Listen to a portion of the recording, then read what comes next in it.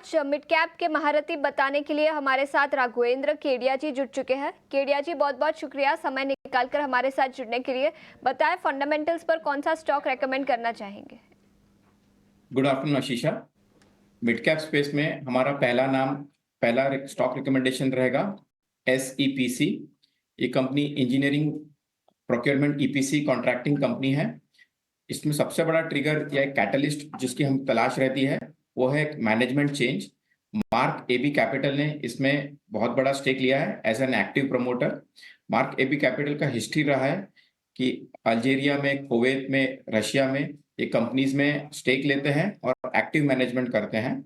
इस promoter group का बहुत बड़ा फुटप्रिंट है मिडल ईस्ट में, तो जिसके तहत SEPC को मिडल ईस्ट में काफी EPC कॉन्ट्रैक्ट्स मिल रहे हैं और हमें लगता है धीरे धीरे इसका डेट रिडक्शन काफी अच्छे तरह से कम हो जाएगा।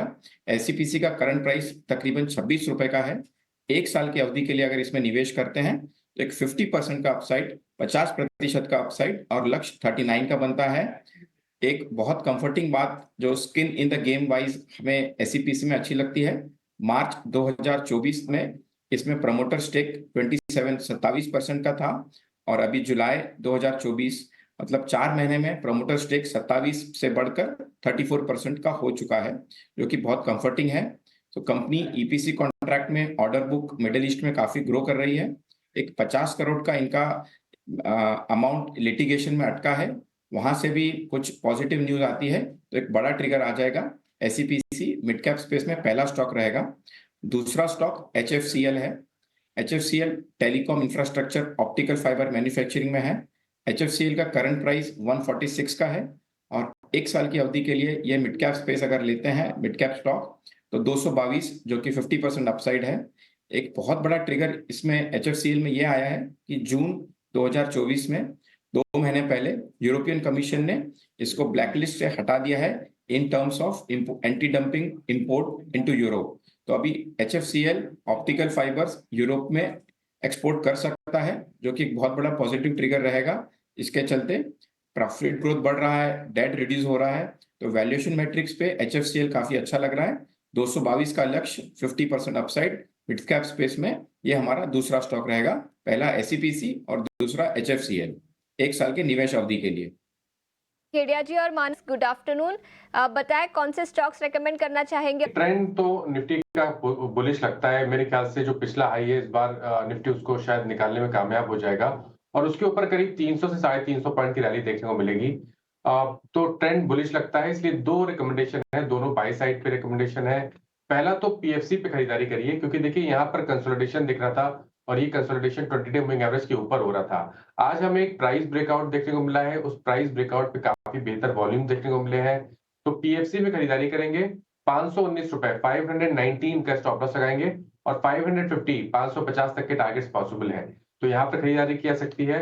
और जो दूसरा स्टॉक है वो अशोक लेलैंड का है, जहां पर अभी अगर आप देखें तो करीब 5-6 दिन से हम कंसोलिडेशन देख रहे थे, लेकिन आज फाइनली एक प्राइस ब्रेकआउट देखने को मिला है बेहतर वॉल्यूम्स के साथ। तो अशोक लेलैंड में भी खरीदारी करने की राय रहेगी। 259 का स्टॉप लॉस लगाइए, 272 तक के टारगेट्स पॉसिबल है। बिल्कुल, तो ऑटो सेक्टर से अशोक लेलैंड पर खरीदारी की राय है। 272 रुपीज प्रति शेयर का लक्ष्य दिया है। इसी के साथ PFC पावर फाइनेंसर कंपनी है, जहां पर 550 रुपए प्रति शेयर का लक्ष्य। इस बीच मेडी असिस्ट की जो हमने अभी बात की, शानदार तेजी दिखी है स्टॉक पर। एक टेक्निकल राय ले लेते हैं। मानस, क्या राय बनेगी मेडी असिस्ट पर एक्विजिशन के चलते, और एनालिस्ट का पॉजिटिव नजरिया है इस एक्विजिशन के चलते, जिसके चलते 8.5% की तेजी यहाँ पर दिखी है, लेकिन टेक्निकल्स पर देखें तो स्टॉक पर क्या राय बनेगी? देखिए ट्रेंड तो बुलिश लगता है। अगर हम देखें तो एक रेजिस्टेंस था, मेरे ख्याल से वो 600 605 की रेंज में था, जिसको स्टॉक ने निकाल दिया है, उसके ऊपर निकला है, वॉल्यूम्स बेहतर देखने को मिले हैं। बहुत लंबे समय के लिए व्यू देना मुश्किल है, क्योंकि जो डेटा है वो थोड़ा सा कम है, लेकिन ट्रेडिंग के हिसाब से मेरे ख्याल से तो अभी भी खरीदारी करने के मौके दिखते हैं। 575 के नीचे स्टॉप लॉस लगा के खरीदारी करनी चाहिए। 660 675 तक के टारगेट्स पॉसिबल है स्टॉक में। बिल्कुल, तो ये राय है मेडी असिस्ट पर। इस बीच मेड प्लस हेल्थ सर्विसेज, इस पर भी नजर डालेंगे।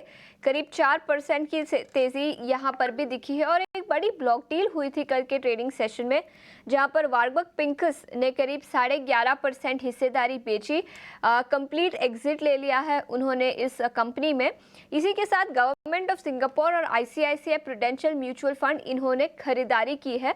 तो डोमेस्टिक बाइंग दिखी मेड प्लस हेल्थ में कल के ब्लॉक डील में। 4% की तेजी यहाँ पर है।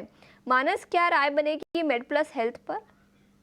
तो देखिए, एक पुल बैक ट्रेड बनता है क्योंकि 20 मूविंग एवरेज के ऊपर स्टॉक निकला है। कल हमने काफी बेहतर वॉल्यूम देखे थे। मेरे ख्याल से पुल बैक में आप करीब करीब 698 और 700 तक के टारगेट सेट कर सकते हैं। करंट लेवल्स पे आप खरीदारी कर सकते हैं। स्टॉप लॉस आपके 644 के नीचे रहेंगे।